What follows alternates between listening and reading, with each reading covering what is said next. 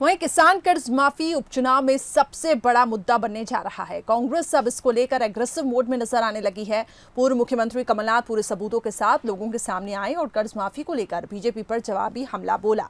नाथ ने लाभ लेने वाले किसानों की पूरी लिस्ट पेन ड्राइव में जारी की है और बीजेपी लगातार इस मसले पर कांग्रेस पर निशाना साधती रही है, लेकिन अब लग रहा है कि कमलनाथ ने कर्ज माफी पर बड़ी तैयारी की है। देखिए,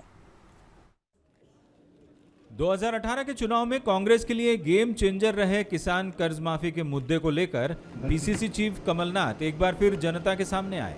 कमलनाथ ने एक पेन ड्राइव मीडिया में जारी की जिसमें करीब 26 लाख किसानों के कर्ज माफी का डेटा दिया है।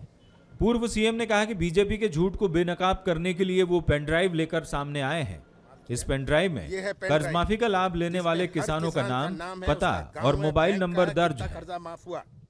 ये है पेन ड्राइव जिसमें हर किसान का नाम है, उसका गांव है, बैंक का है, कितना कर्जा माफ हुआ।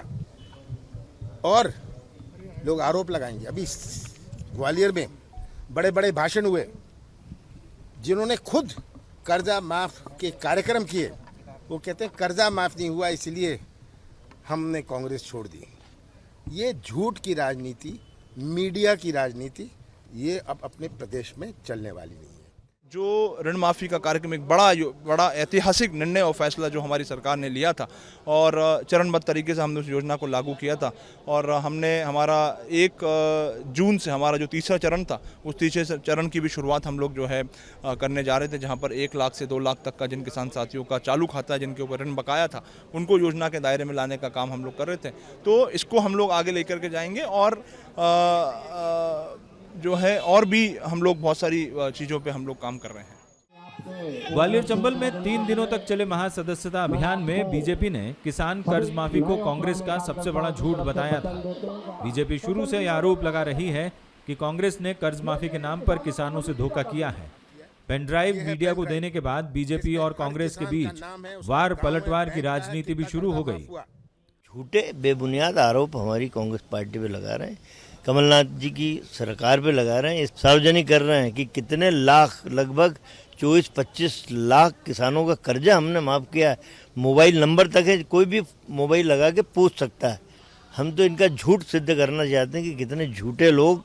ये ट्रेनिंग है भाजपा में कि जितना बड़ा झूठ बोलोगे उतना बड़े पद पे जाओगे। ये 15 महीने किसानों को, प्रदेश को लूट रहे थे, इनकी दलाली बंद हो गई है और इसलिए दिन भर ये घड़ियाली आंसू बहा रहे हैं और रो रहे हैं। इनके हाय सत्ता। और इसलिए मैंने कहा था 15 महीने क्या किया उन्होंने। कल लूटे जो आज लूटे 100 पल में सरकार चल जाएगी, बहुरू लूटेगा। कांग्रेस ने धोखा देकर एक बार जीत सकते हो, बार बार नहीं। और इसलिए हमेशा के लिए कांग्रेस खत्म और इसलिए रो रहे हैं, अब रोते रहेंगे। कर्ज माफी पर बीजेपी और कांग्रेस में आरोप प्रत्यारोप अपनी जगह है, मगर प्रदेश में किसानों के मुद्दे पर सत्ता में बड़ा उलटफेर हुआ, ये सबके सामने है। 2018 में किसानों की नाराजगी के कारण बीजेपी बहुमत से थोड़ा पीछे रह गई। किसान कर्ज माफी के वादे पर कांग्रेस सत्ता के करीब पहुंची, उसने सरकार भी बनाई, मगर 15 महीने बाद ही कर्ज माफी के मुद्दे पर उसके हाथ से सत्ता चली भी गई। अब उपचुनाव से पहले एक बार फिर किसानों का मुद्दा हावी है। आने वाले दिनों में बीजेपी सरकार सोयाबीन की फसल खराब होने पर किसानों के लिए कोई बड़ा ऐलान करने की तैयारी में है। साथ ही कर्ज माफी के तोड़ के रूप में शिवराज सरकार किसानों को कोई बड़ी सौगात भी दे सकती है। Bureau report, Bansal news.